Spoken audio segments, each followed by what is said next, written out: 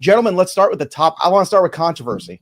Let's start with Todd Helton. Adrian Beltre is easy, guys. Jay, I want to start with Todd Helton because you look at the Todd Helton overall numbers, Jay, it's a great story. It looks like a Hall of Famer. You start to look into the split stats of Todd Helton, and it's pretty clear there's a gap there. You're talking about a guy who, at home had 1,000 OPS and on the road had an 850 OPS. Still a very good player, a very good defensive player. You can't help what team drafts you, but at the same time, you can't help but ignore the fact that Colorado did prop up his numbers. So talk to me about Todd Helton's candidacy, where you were with it, and your thoughts about what we're going to learn going forward with some of these other players playing in environments like Coors Field in the years to come.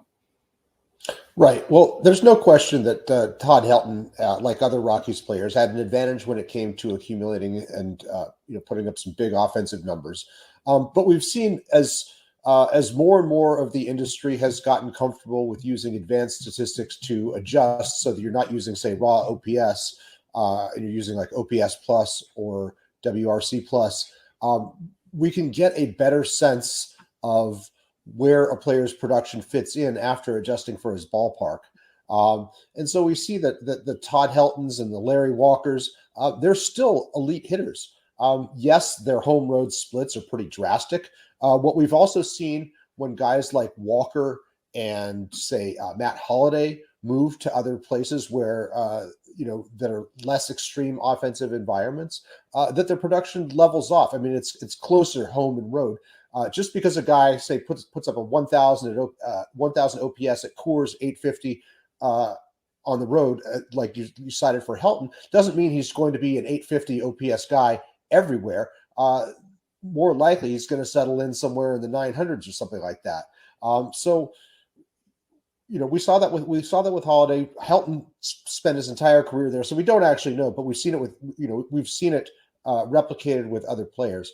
For me, Helton was a guy who looked like he was a bit short on career value, but had a very high peak value, including his defense and which was above average, and his base running, which was about average, if I'm remembering correctly. And looked to me like maybe not a slam dunk Hall of Famer, but somebody that I became convinced belonged after looking at his case a couple times. Now, Matt, when you're looking at Todd Helton's candidacy, obviously it doesn't matter. Now he's in the Hall of Fame. It's happening. But it is a tough thing because unlike Holliday and unlike Larry Walker, you have sample size of these players other places. So you have a sense of them as a player away from Coors for entire seasons. So it does become tricky. And I'm not trying to take away from, Todd Helton as a player. He was a spectacular player. And of course, as a fantasy baseball nerd, we all love Todd Helton because of the productivity. It was off the charts for so many years. But this is not the fantasy baseball Hall of Fame. This is the actual Hall of Fame. So again, he can't control where he was drafted and where he played. And the fact that he played his whole career there, you could say, says a lot about him because he played on some teams that weren't great. But in your opinion, did the Hall of Fame votership get this right when it came to Todd Helton?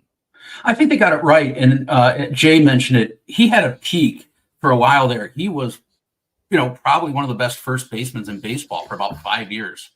And thinking about the players he played against during that time, that was the early 2000s. These weren't some bad players that he was, considered one of the best of. He was one of those best for 5 years. And if you go back and, read about baseball and, the start of fantasy and just who the great players were, he was always mentioned as a great player. I actually think him staying in Colorado for his entire career helped that candidacy because now everybody could speculate how good would he do outside there. But you do have to remember, you have half his games were played outside of Coors Field.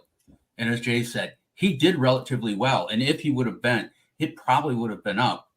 One of the things, if you're going to be a really good hitter, go to Colorado, you have a better chance of going to Hall of Fame. Yeah, certainly makes sense. Another guy who is now a Hall of Famer, Minnesota Twins standout catcher for years, Joe Mauer, a guy that always hit for a high average, a guy who certainly you can argue had a window there where he was one of the dominant, if not the most dominant offensive catcher in the game. But this is, again, a change in approach. And it's interesting, I'm looking at his numbers and I'm looking at some of his peak and some of his cumulative numbers. And I'm thinking, all right, well, he's a catcher. Defense matters too. And then I look at a player like a Keith Hernandez, Jay, and I don't want to get all Brian Kenny here on you, but there's a player there where, they both have an MVP. One guy went to multiple World Series. Now, again, you can't always control what teams you're on necessarily, but we're talking about a guy who had 11 Gold Gloves, and we're talking about another guy in Joe Mauer who certainly had the Gold Gloves in there as well, but not nearly as many. When do we start changing, Jay, our opinion of getting so hung up on the home runs? Because if you look at Joe Mauer, he falls short in that category. There's no doubt about it. From a hitting standpoint, a great hitter, a great contact hitter, a great player, a catcher. But the same thing, like you look at Hernandez, a guy that didn't have a ton of home runs, but has all the same stats. Why is Joe Mauer in the Hall of Fame, but not a guy like Keith Hernandez? Well, Keith Hernandez came along at a time when we didn't have the advanced statistics to give us a fuller view and appreciation of just how much value he added through things besides his batting average and all that. I mean, Hernandez had a non-traditional offensive profile for a first baseman, high batting average, relatively mid-range power, not a ton of home runs. We didn't have anything to go on as far as defense except Gold Gloves, which were, I think, much more suspect in that day. Because we had the eye test though, Jay. Yeah, we had the eye test. We had fielding percentage. Eye test was pretty good on Hernandez. It wasn't exactly a deep dive. So I think if Keith Hernandez were on the ballot now, he would fare much better. As it was, he petered out. He never really got anywhere. And let's face it, Hernandez had some quote unquote character issues as well. Sure. He did testify at the Pittsburgh drug trials. I think that was considered a black mark. It probably hurt his standing in the eyes of some voters. Joe Mauer, I mean, as squeaky clean as they get. I mean, the guy endorsed milk. I think milk might have endorsed him, Jay. I mean, geez, but I think the Mauer election shows that we're not so hung up on the traditional power profile. I think in some ways this is kind of an affirmation that high batting average will carry you to the Hall of Fame, maybe in an outsized way still, which is why we're probably jumping ahead here, but when we look at Ichiro Suzuki, he's a guy who many of us think has a shot at unanimity, even though he was not the most valuable player of his era or anything close to it. Mauer is the only catcher to win 3 batting titles, the only catcher besides Mickey Cochran to lead in on-base percentage twice, the only catcher to win a slash stat Triple Crown. I mean, he had hit 300 a number of times and was more of a high average guy than a high power guy. I believe he had more than 20 homers only in one season. Yeah, Matt, Joe Mauer, Hall of Very Good or Hall of Fame in your opinion? I think he's in the Hall of Fame, and I think this comes in a shift with the way people are writing and thinking about baseball as it's changed. Joe Mauer, when he came in, was a very different catcher. He was fairly good fielder, especially, when he wasn't hurt. And he was pretty good, handling the pitching staff. But he was a high average guy, like everybody says, with low home runs. And nobody ever thought that a catcher could really be that and be successful with it. And people started to look and say, hey, now we have these new advanced metrics. We're looking at people getting on base and not hitting home runs can be effective to an offense. And now we have it in the catcher. And then, of course, when your catcher starts to get a little bit older, you can put him on, a different position. So I think he started changing the way that we look at how we might look at catchers. And I think now that we have more writers that were part of that are now participating, Joe Mauer looks like a Hall of Famer, when I think if you would have had him in the 80s and the 90s, he would have been the Hall of Very Good. So I think it comes by the way that we're looking at it now and the people that are voting. Well, Matt, do you think that as you continue to have, these other folks start to infiltrate the veterans committees that are going to, put in the guys later on who are no longer on the ballot, do you think that all of a sudden these metrics will be kinder to some of those people who, as Jay pointed out before, did not get that opportunity because they were being judged in the 80s and the 90s off of a different standard than what we're judging people off now? Do you think that's going to be kinder to some of those people like the Dave Parkers of the world, a guy that, if you ask me, again, a kid of the 80s watching players who were dominating, it's hard not to think of Dave Parker as a Hall of Famer, but alas, he still isn't. So do you think that over time you're going to see a shift even in those guys that missed out as those analytics kind of catch up to the past? I think it's more of the people since 2000 become part of that veterans committee and have that in there. You are going to see that because there are some really great players that if you look at their numbers, like Dave Parker's one, you can do that. But there's always a shift in the Veterans Committee. You look at somebody like Addie Haas, which was a pitcher, in the beginning of the 20th century that died, but he only played 8 years. The Veterans Committee went back and people had really forgotten about him and brought him in, even though he had those 8 years, because those 8 years that he played were some of the, most impressive in that era. So that starts to come back once we start to look back with our new eyes at some of these older players. I think you're going to see the name David Parker and maybe Dick Allen and some of those players start to get in there, because now their numbers really show that they were some of the best players of that era. Maybe they just didn't get the word, or they were involved in things like Dave Parker's probably being kept out by some people because of his association with drugs in that era. Dick Allen, people just were put off by his personality, but yet they liked Reggie Jackson and elected him. And those two were almost mirrors of their personality.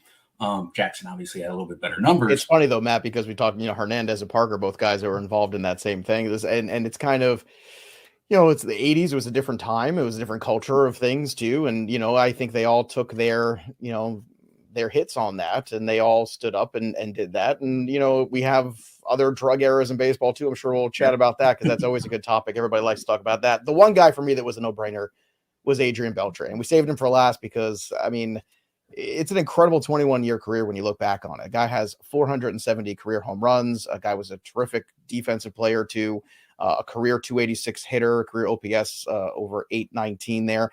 Jay, I think it's really interesting when it comes to Beltre, because I think a lot of us felt that Beltre was a really good player. But then it kind of feels to me that when he got into his early 30s and he got to Texas, I think that's when the appreciation for Adrian Beltre and what he was doing really started to kick in. Do you think that's true? It was really that latter leg of his career that kind of launched him into this, wait a minute, Adrian Beltre is more than just good. He might be a special player. Yeah, most definitely. And I think there's a few things that went on there that kind of put it as a perfect storm. He was not well suited to Safeco Field. He was especially well suited to the Rangers ballparks, a much more hitter-friendly environment. It took until he got to Boston in 2010 for him to play in a hitter-friendly environment. He spent the back half of his career in much more favorable places for hitters than the front half of his career. When he was in Seattle, he was an excellent defender. He won a couple of Gold Gloves there, but defensive metrics weren't as widely disseminated then. Wins above replacement wasn't even, there wasn't any consciousness of it. It was barely coming into being at that point. I think if we'd had WAR to show us that he was having some 5-win seasons there, he'd have made a couple All-Star appearances. As it was, he didn't get his first All-Star appearance until after leaving Seattle. Even that big Dodgers walk year where he hit 48 homers. He didn't get that kind of recognition. So, it was moving to a more friendly environment, maturing as a hitter, no doubt. I think he picked up some tips along the way. And, I think he was helped by the wider circulation from like social media, those clips, everybody gets to see the replays, those one knee home runs, towering home runs, and those great diving stops and the antics with like Elvis Andrews and his other teammates, the head rubbing, the moving the on deck circle. This was a guy who gave you everything. And, from a voter perspective, he had markers that appeal to traditionalists with over 3,000 hits. Let's not forget, when he retired, he was the career leader in hits among players born outside the United States, and the first Dominican player ever to reach 3,000 hits. He had the 477 home runs. From the advanced statistics standpoint, he had the second highest total of fielding runs behind Brooks Robinson, and fourth in my JAWS metric, measuring career and peak wins above replacement. So there was really very little to argue about as to whether this was a truly elite player. A fascinating point that you made too, that year that he hit the 48 home runs. He finished second in MVP and he wasn't an all-star. What the hell's going on there? Can we figure out what's going on there with the ballot stuffed? Matt, Beltre, when I think about Adrian Beltre, I'm thinking about a guy who's just consistent. A guy that you can count on in the middle of that lineup. And, for a good 15-year stretch there, that consistency was about as good as it gets. What are your thoughts here on Adrian Beltre looking back? What sticks out to you? I know Jay was talking about, later in life, a little bit more of that personality started to come out. And I think that kind of, I think that engaged him a little bit more with the fans, generally speaking. I think that was a really good thing for Beltre because to a certain point, when you're spending a lot of your career in Seattle and places like that, in Texas, you're not playing in necessarily New York, Boston, or Chicago. It's a little bit different. The early start of his career was in LA, but the latter part was in some of these different markets where, not quite the same attention. Do you think that Beltre here, when you look back, what's the thing that stands out to you the most?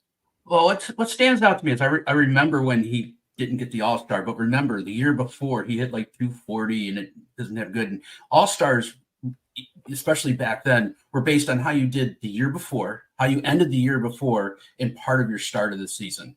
And so that's why he didn't get that All-Star. And then a lot of people, I remember, were pointing that he's one that's using because he hit those 48 home runs, and that was an oddball from there. And then I think part of it is he was just so consistent that you were waiting for that drop off.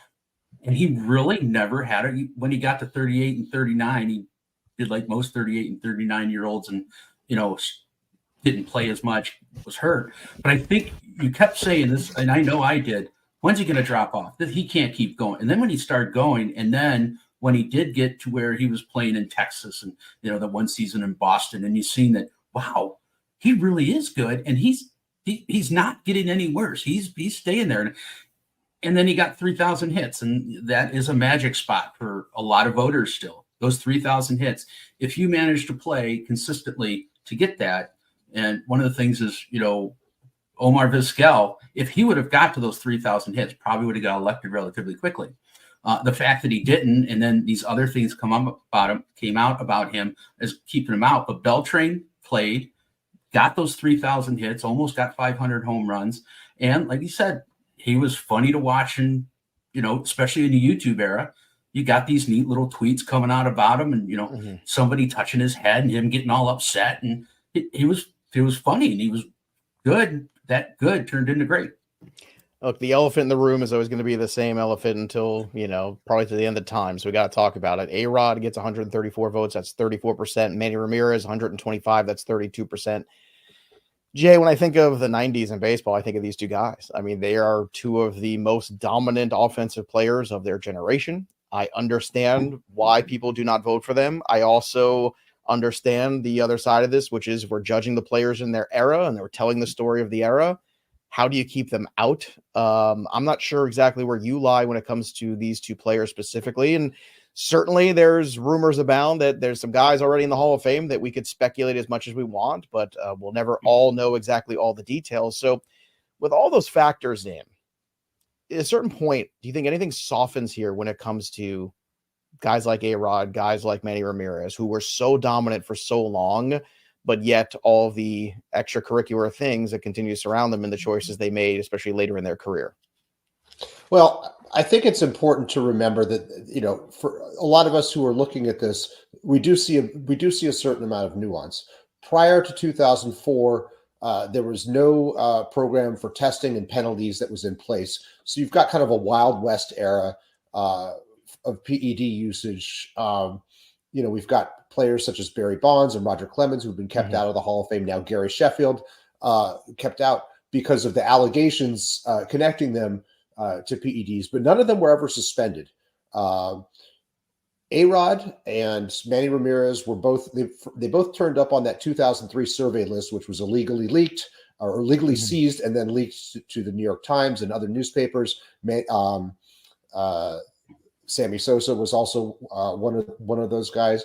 None of that carried any kind of penalty.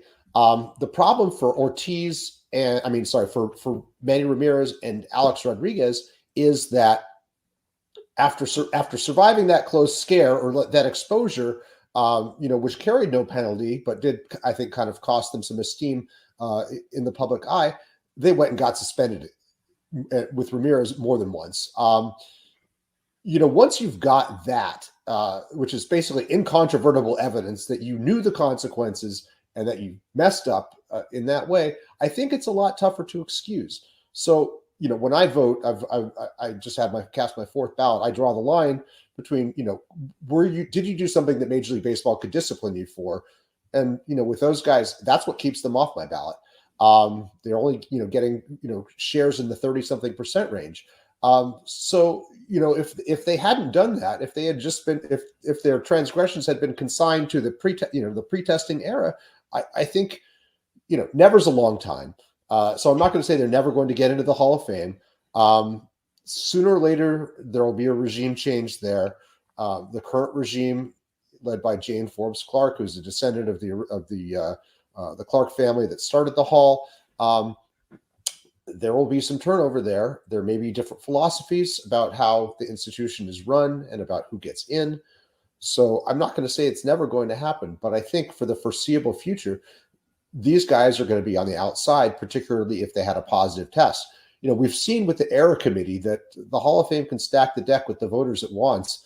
When Bonds and Clemens were on the Contemporary Baseball Committee in late for the 2023 ballot opposite Fred McGriff, they had Frank Thomas, who was one of the most vocal players when it came to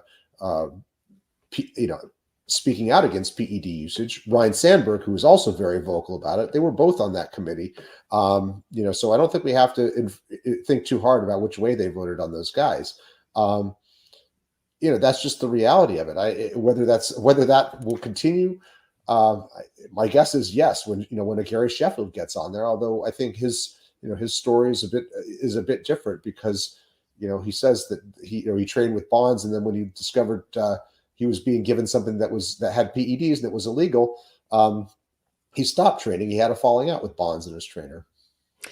Matt, it feels like to a certain degree, the writers have kind of said, this is a very complicated issue. We're going to pass it along to the guys that played with them. They're going to pass it along to a different set of people. And maybe that is the right thing to do at the end of the day. Maybe the peers and the people around, the game in a different way, not just the baseball writers, are the people who should make the final decision on that. Because, I'm sure if you ask players, who is the toughest guy you face, they're going to say Barry Bonds in that era. Like, how are they not?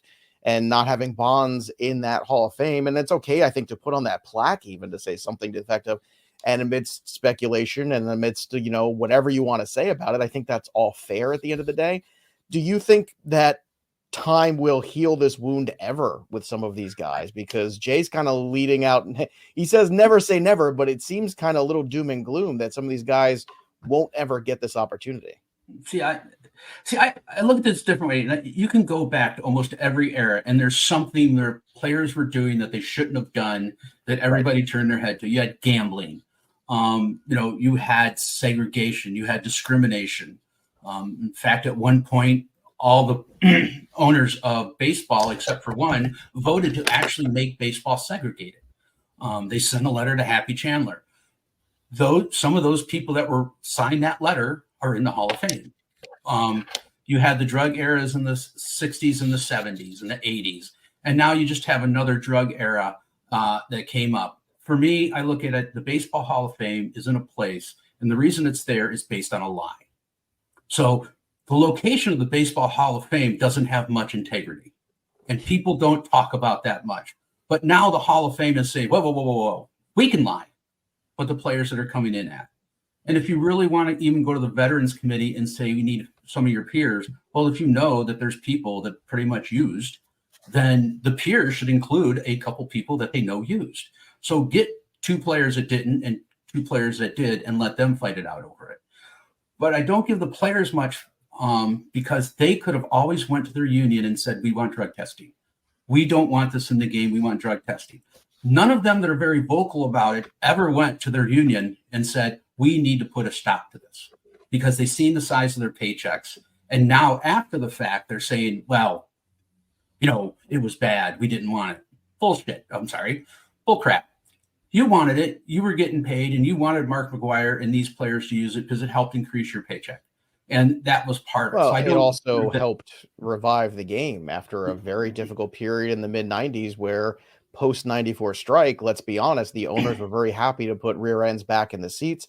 I think the nuance, Matt, of what you're pointing out is really interesting, where it's a building that exists to tell the history of the game, right? Matt, hold on, Nick Pollock. Hold on. Get it together, Matt, okay? This is family friendly.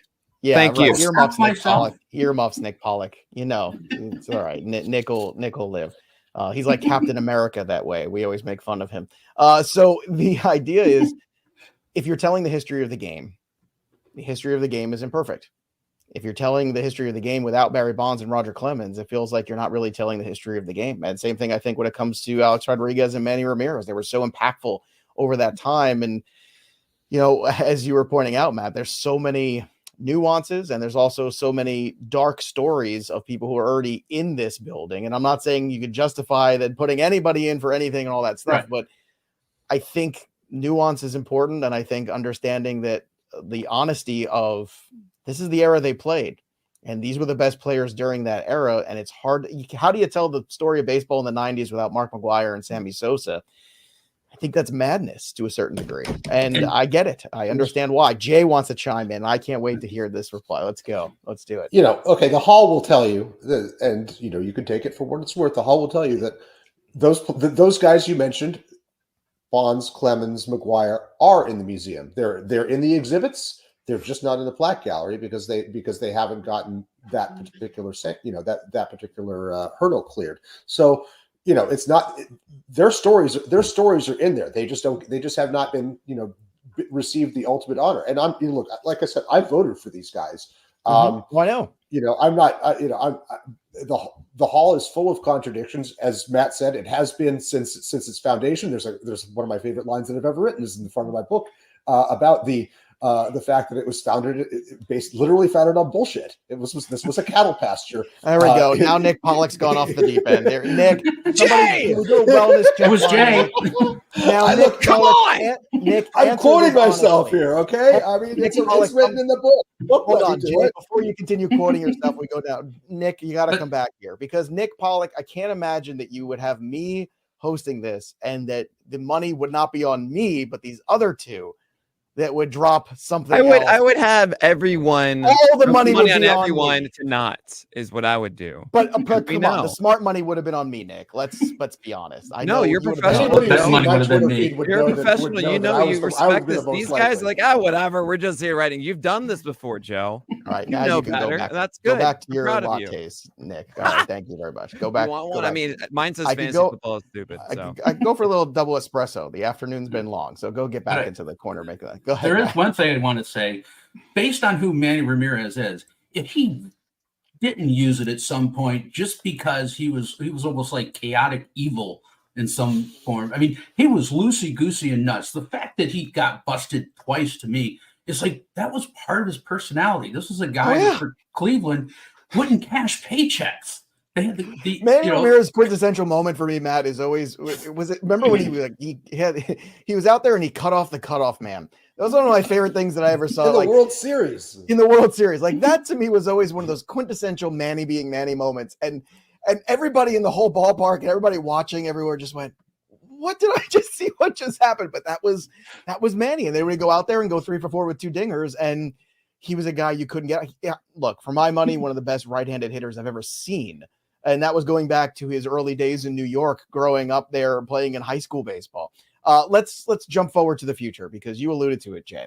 You were talking about unanimity. I want to say it correctly there. You were using big words there. Nick Pollock, I know, has got the dictionary out looking for him right now. But when I think of Ichiro, I think of a complete player. I think of the best pure hitter I've ever seen. And I saw Pete Rose too, because I'm old. So I was around to watch that. And that was the later part of his career. But Ichiro came into this league and was a 200 hit machine forever.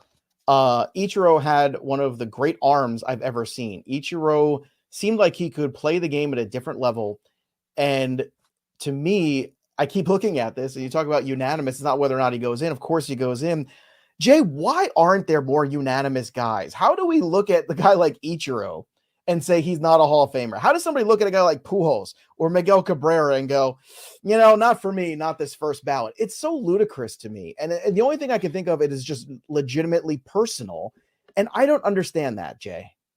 Yeah, look, I don't understand it either. And I wrote a goddamn book about it. Now we go. That's 3. You go all the way back to 1936, when even Ty Cobb and Babe Ruth only got, high 90s percentages. Nobody was unanimous. And so the writers have decided that, if they weren't unanimous, nobody's ever going to be unanimous. And so you saw, guys like Willie Mays and Hank Aaron fall short of 100%. It's ludicrous. It is the dumbest tradition in this whole this whole institution that's founded on contradictions and myth and a certain and that's what makes it special, the lore of it, the mystique of it. I get all that, and that's what makes us converse about it. But at the same time, Jay, do you think that myth is starting to get broken now with people like you voting for the Hall of Fame, people like Steve Gardner voting? Yeah, I think we've seen the end of that with the non-unanimity. It's kind of surprising it was Mariano Rivera of all people, a relief pitcher at a time when relief pitchers were having a big debate about whether they're valuable enough, although he pretty much doubled the value of just about every other reliever to say, even before we start with the postseason stuff. But I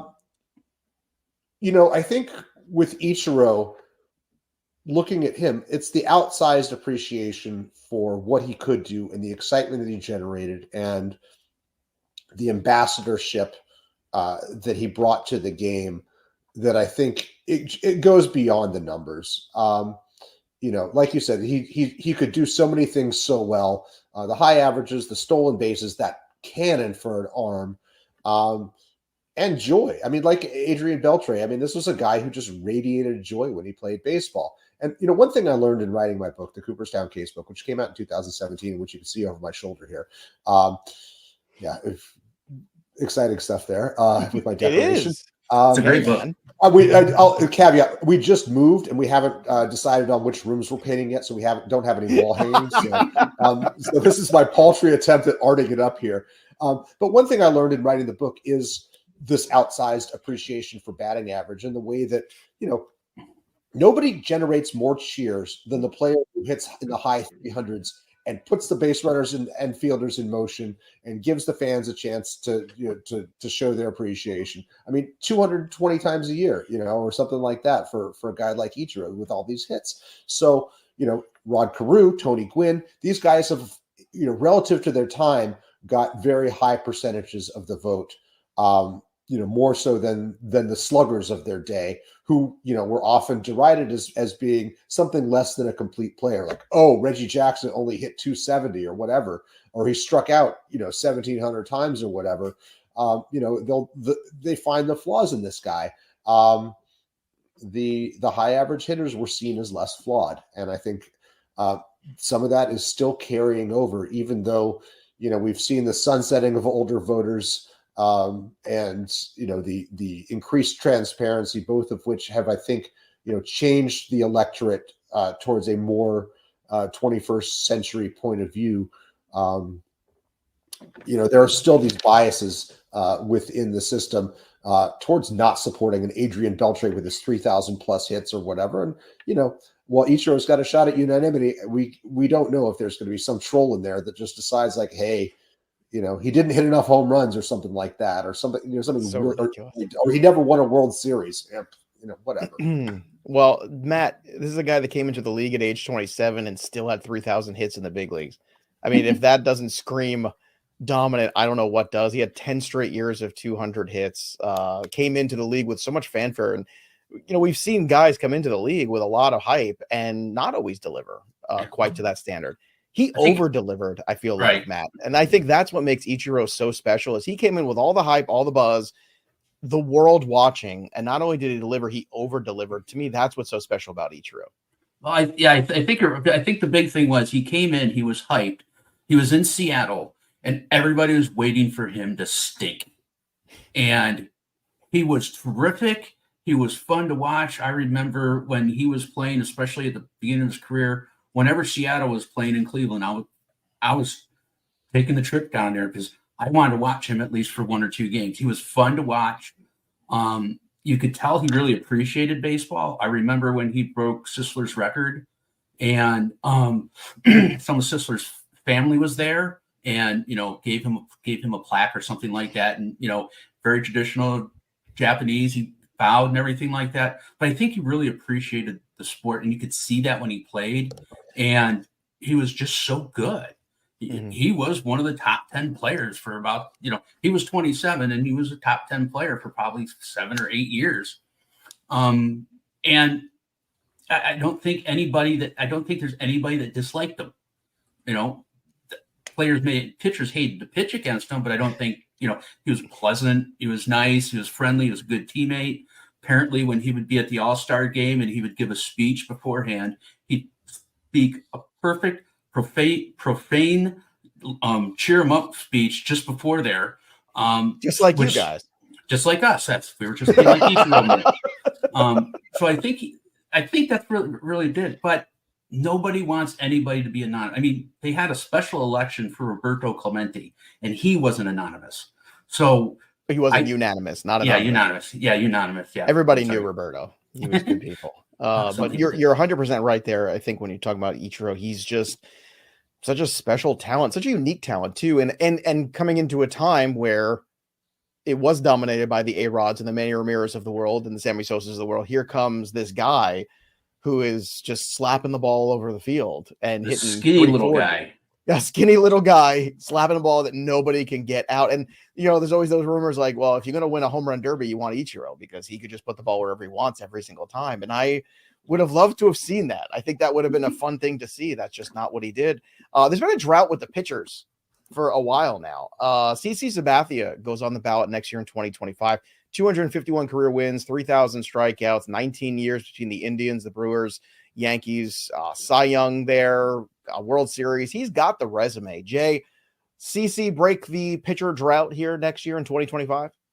I think so. I think, the way that the industry has changed its view of starting pitcher workloads, particularly since the short pandemic season, we're getting fewer and fewer 200 inning guys, fewer and fewer guys who even qualify for the ERA title. The 250 inning workhorse era is so far in the past now. And CC Sabathia is kind of the last of that breed, or one of the last of that breed. He'll be on the ballot with Andy Pettit and Mark Burley, two other guys who have win totals in the 200s, but who don't have the Cy Young, who don't have the 3,000 strikeouts. CC was only the third lefty to get to 3,000 strikeouts, which I always thought was pretty surprising and kind of cool.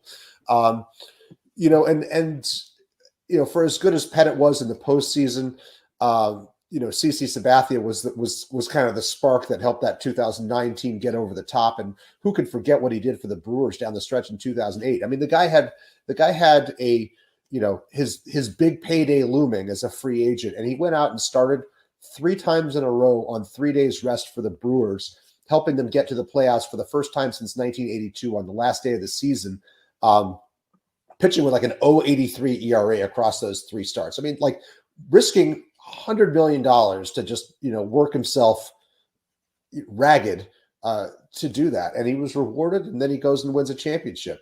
I think there's the other compelling thing about CC is that he battled alcoholism late in his career, had to remake himself as a pitcher after his knee problems, and was kind of a finesse pitcher pitching on an artificial knee.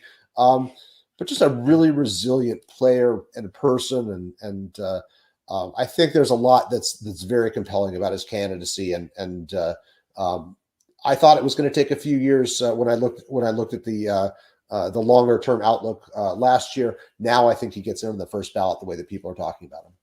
Matt, we know first ballot is kind of tough. Do you think CC is the kind of guy that can reach that standard? I think he's going to be in there because, like you said, 3,000 strikeouts for a left-handed pitcher. That's pretty significant. But if you look at his career, especially when he started going, he played for Cleveland when Cleveland all of a sudden started becoming the big name in town. And, then I think it was like 2007, 2008, 2009, 2010, 2011, even though he was switching teams for all those years, he was the ace, like for the Cleveland when they went in 2007. He was the ace for Milwaukee the next year when he got traded. And then he goes to New York and starts winning, is in the World Series championship. Voters still like it, still look at that and say, if you're showing up in the playoffs and if you're getting your team and you're the ace there, I still think that there's that little bit of, he's got the numbers. But now look at like Joe Mauer did and Beltran during their peak, or like Walker, during their peak. During that peak time, he was the best left-handed. I think you could say he was the best left-handed pitcher in baseball, or one of theirs, and probably one of the best pitchers if you get rid of Roger Clemens. that really means something, especially when, you're starting to get it to where people are starting to appreciate it more. He was in Cleveland and Milwaukee, but he was always on ESPN, where in the 90s or in the 80s, he wasn't going to be.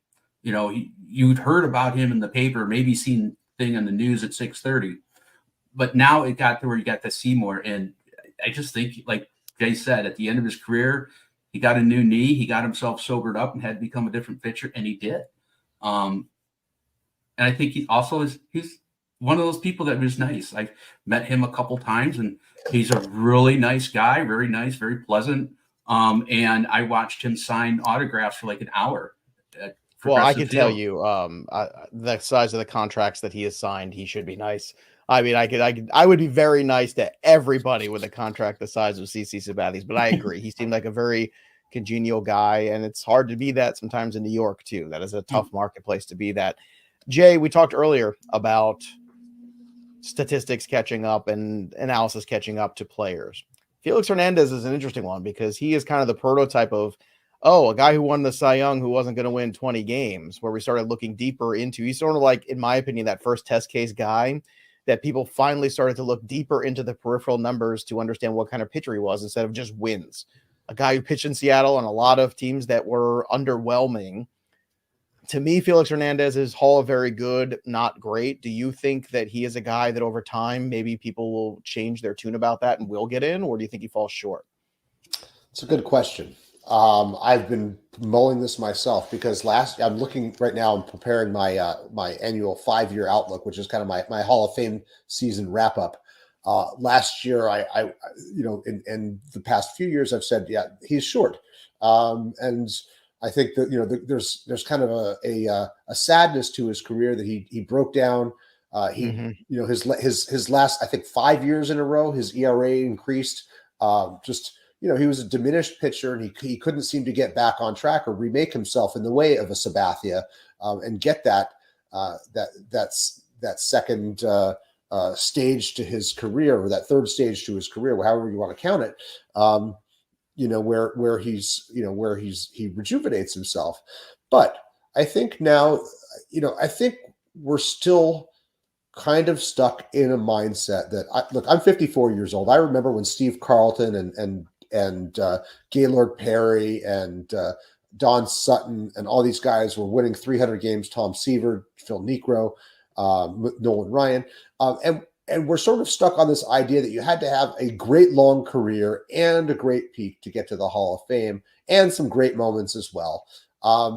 It's very tough for modern, for 21st century pitchers who have been expected to throw harder than ever, who are facing deeper lineups than ever, with greater home run threats than ever. I think we have to adjust our expectations for how much these guys can do. Particularly when they're getting pulled every night in the seventh inning. They're sticking around for fewer wins. They're sticking around for fewer complete games. You can't do everything, and so I think maybe with Felix and with Cole Hamels coming up in a couple of years, we'll start to see a reassessment of this. I mean, we've missed out on a whole bunch of great pitchers. Who didn't quite fit that workhorse 70s, 80s guys like those ones that I named. But even workhorses like Burt Blyleven took forever to get. Yeah, exactly. I mean, we're just not seeing those types of guys. So I think we have to maybe get a bit greater appreciation for these kind of high short peak guys that kind of burned out, but that were really special for a while there, because they're not all going to be Justin Verlander and Max Well, isn't that Scherzer. what happened with Joe Mauer?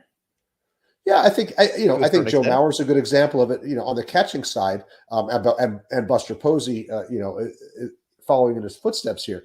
But I think on the pitching side, I think it's a more league wide effect. You look at today's pitchers, besides the top four guys who are going to go in almost automatically: Verlander, Scherzer, Greinke, and Kershaw. There is nobody who has stats that look like they're on track for the Hall of Fame except maybe Garrett Cole. And he's still got work to do, but he just won that first Cy Young award. So that probably checks at least one box off of his resume. I don't know who this. If maybe you'd say Aaron Nola is the second most likely guy among those active pitchers. So we're going to have to start looking at guys differently as to who, what the shape of a Hall of Fame pitcher is. And Felix is a good place to start, I think. I wish we could go back and redo Johan Santana's candidacy, but he appeared on the ballot when it was just so overstuffed that voters couldn't give him the time of day. With the that was a tough one. Was a tough one for me too, because when I think about complete baseball players, I think one about the great defensive center fielders I ever saw, and a guy, oh by the way, who also did hit for power and also had a pretty good long career. I could never understand why Jim Edmonds was one and done on the ballot either. That was another one that was very odd to me, that a player of that magnitude, and I know you get judged in the era, but my goodness, you want to talk about a complete baseball player for a very long time, statistically speaking, you up against guys that are in the Hall of Fame. I did not understand why he was one and done. Matt, Chase Utley came on to the ballot in this year, and Utley's one of the guys that if you ask me who is the best second baseman in the National League during that era in which he played, Chase Utley has a lot of all-star appearances. Chase Utley's a guy that pops into mind. Do you think Utley's career is going to end up being Hall of Fame worthy? I'm on the fence about it. I've looked at it and I don't know. I'm on the fence. I know his numbers look pretty good, but Jay has to go and run his numbers. I usually go back and start reading, about how they were talked about, how the reporting on him to see what they're doing too. That's one of the ways I look at, because I want the people that were, to me, I think the people that should get the plaque should have the numbers, but we're also a big part of the baseball story.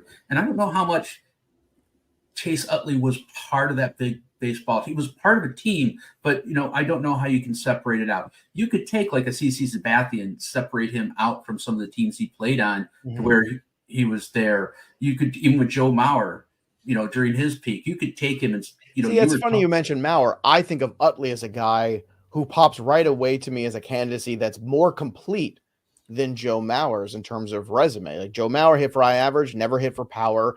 In terms of meaningful games, we can have that argument, but also, there were some injuries later in his career too, whereas Utley did play for a pretty good long time, did have that little rebirth towards the end too, but played on some Phillies teams that were right in the thick of it for many years there. And maybe it's because I'm closer to that area in New Jersey that I think of Utley a little differently, but I guarantee you, if you ask people in the Philadelphia area, he stands out to them as that guy. And as important as Ryan Howard was on that team, or Cole Hamels, or, we can have the holiday conversations and all that stuff, but Chase Utley was kind of the guy of that team along with Jimmy Rollins, in my opinion. Matt, what do you think about, maybe that mattering for something or meaning something?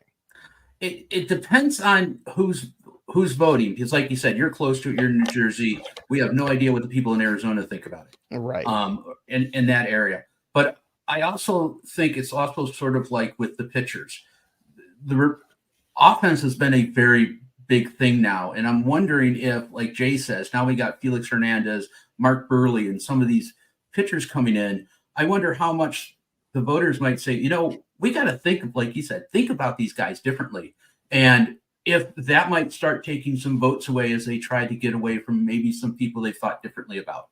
Because if you go and you notice the voting, you get a lot of pitchers. In the 70s, there was a lot of pitchers because you had 68 and, that type of thing. Sure.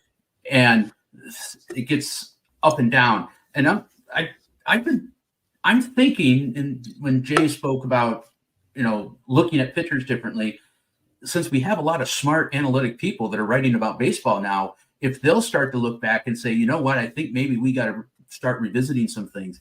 And I'm wondering if Chase Utley might be in there. I mean, does he have the resume for it? Yeah. But does he have the resume in front of all the voters? That's also a different story too. Well, with Mark Burley gets in the Hall of Fame, then I want a couple votes. I think Jay should get a couple too. I think that would be a ridiculous thing. I just want to add Mark Burley. He was a great pitcher, or he's a very good pitcher, but I mean, that's just nuts. Go ahead, Jay. Yeah, I know. I was going to say, I mean, Chase Utley really does benefit from the advanced statistics. I have him 12th among second basemen in JAWS, right at the average Hall of Famer in terms of his career and peak value. That's despite not playing 100 games in a season for the first time until he was 26 years old, because the Phillies had Placido Polanco doing a pretty good job at second base himself. And and then Utley having a career that was curtailed on the other side by his knee injuries. He's short of 2,000 hits. The Baseball Writers Association has not elected anybody with fewer than 2,000 hits whose career took place or even crossed into the post-1960 expansion era, the era of 162 games. Utley and Buster Posey and Andrew Jones are kind of racing to be the first one to break that. Utley, his resume looks a little short because he never won a Gold Glove, but his defensive metrics are off the charts. And that gave him a higher value than Jimmy Rollins, a higher value than Ryan Howard in their MVP seasons. He was the cog right in the middle of those great Phillies teams, 5 straight division champions, those back-to-back pennants and one world championship. He had a great World Series in a losing cause against the Yankees in 2009. Just went absolutely bananas. Hitting like, I don't know, 4 something and with believe me, as a Met fan, I have an intense. I understand that there are Mets fans who aren't going to get over it. Yeah. No, but and yet I have such respect for him, for Chipper Jones, for those guys, and I think that's the other thing too. It's not just the fan bases, but it's the opposing fan bases. Like, you knew who the guys were that you were afraid of in the lineup. You knew who the guys were that you didn't want to face in big spots. You mentioned Andrew Jones.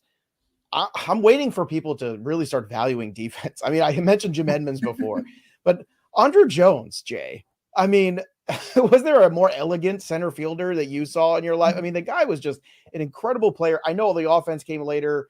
We could speculate all you want about that potentially, because we know some of those other Braves players, there's been speculation too. But at the end of the day, we can only judge them on what we have. Does Andrew Jones pass the test for you in that judgment?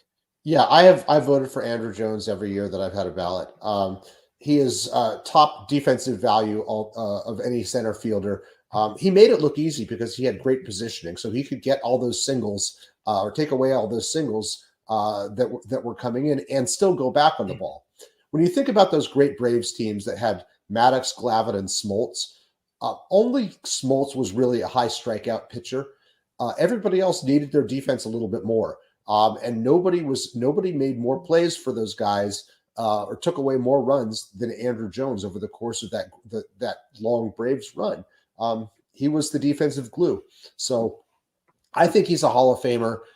He seems to be trending in that direction. It's going to be a bit of a slow climb. He just finished his 7th year. I think he's got probably 2 years to election here when I look at where he is now and what the field looks like upcoming. All right, Matt, Carlos Beltran, another guy who's also kind of moving up the ladder here. Do you think Beltran is a guy that for you is a Hall of Famer? I think he's going to squeeze in. I think for a while there, he was one of the people you wanted to go. At least he was somebody I would go visit. You know, if he's coming in, if he was playing in Cleveland, I was going to go see him. I can do that, and I know a lot of people like that. But you know, when you get to players like Carlos Beltran, it always gets there because he's remembered for striking out. Well, look, 435 home runs, 312 stolen bases. He had power, he had speed, he played center field. He also had one of the most magical postseason runs ever with the Houston Astros. I mean, that was just an insane run that he went on, and he went on at a time where, everybody was watching, and I think that matters too.